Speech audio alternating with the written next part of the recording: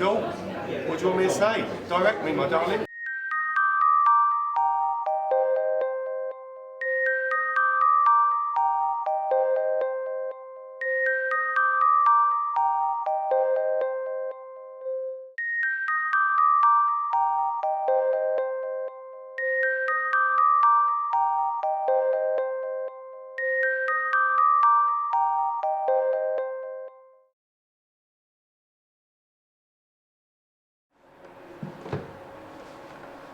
Sometimes when I meet people for the first time, they say, "What do you do?" And I say, "I'm a magician." And they go, "Really?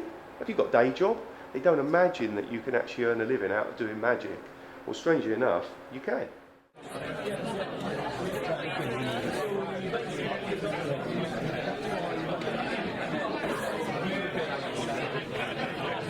Sean Goodman, professional close-up magician, magic for weddings, corporate events and private parties. Sometimes at weddings, people have too much alcohol and therefore my super slippery sleight of hand goes totally over their head. For that reason, I need to bring in my balloon. Yeah, and so people love me twisting little bits of latex. They go, "Oh my God, you're so good with your hand, Sean." But they're all watching, and what they need to see is somebody else participating. For that reason, we get a glamorous assistant to stand up. And would you suck it for me? Oh! That's me. I'm looking for people getting married. Sean Goodman, make me say, "Oh my God, thank you very much." So I started magic as a 10-year-old boy. There was a TV programme called The Magician, which starred a chap called Bill Bixby, who later became famous as the Incredible Hulk. And the actual programme itself was rubbish.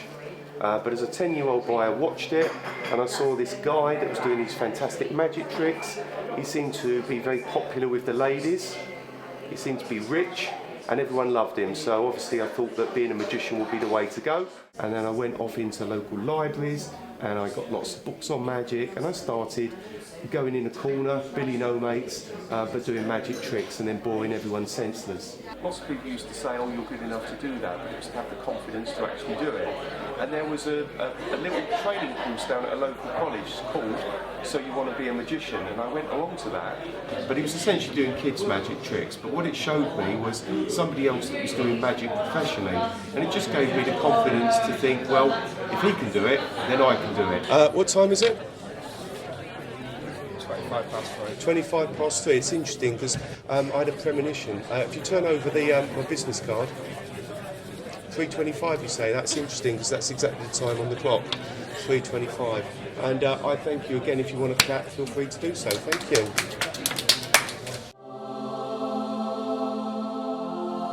I get invited along by Davenport's to actually perform here, which is wonderful. It's really good.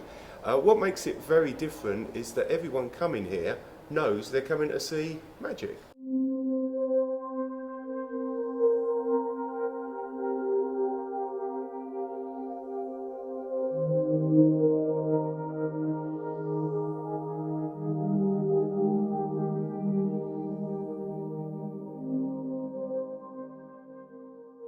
One of the major forms of magic that I perform is close-up magic, which can be done pretty much anywhere.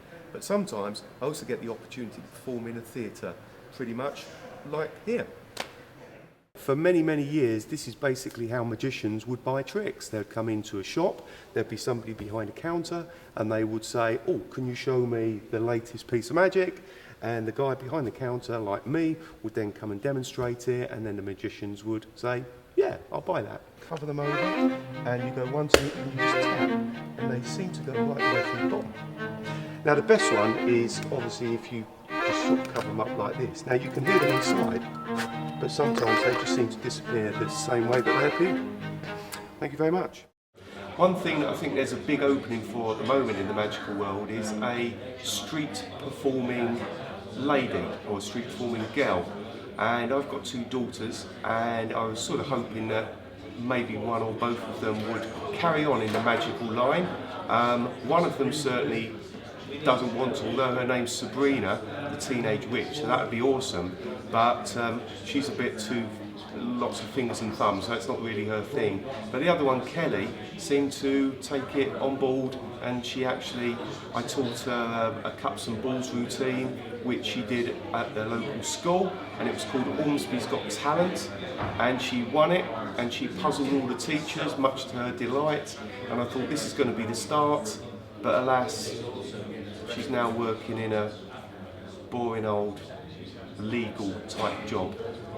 Basically, there's two ways that I promote my business. Obviously, the website is one way, and I get, relatively a few inquiries come through. But the major area is by doing wedding shows and indeed the B&I.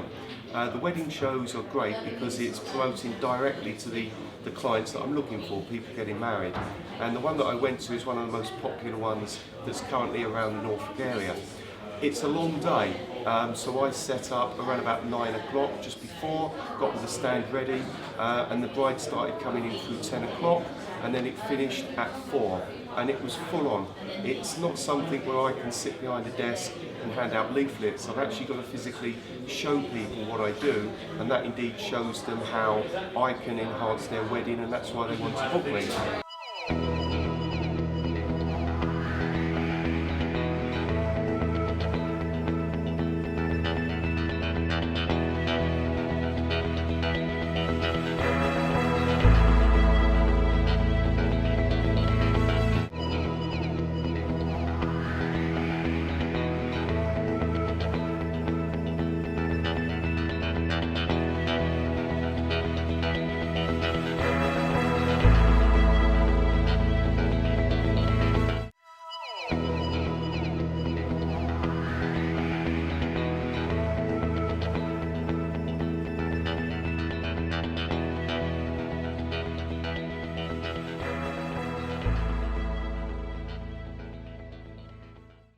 That's just glorious. Wedding fair finished. Has it been good? Yeah, it's been great. 2 definite bookings, 5 sadly that I couldn't do because I was already booked. But it just goes to show that really, I'm not really a magician. What I am is a salesperson masquerading as a magician. And I do love the job. My mum and dad thought that it would be a phase that would wear off. But clearly it hasn't, and I'm still now going around boring people, still doing magic tricks, but most importantly doing something that I love.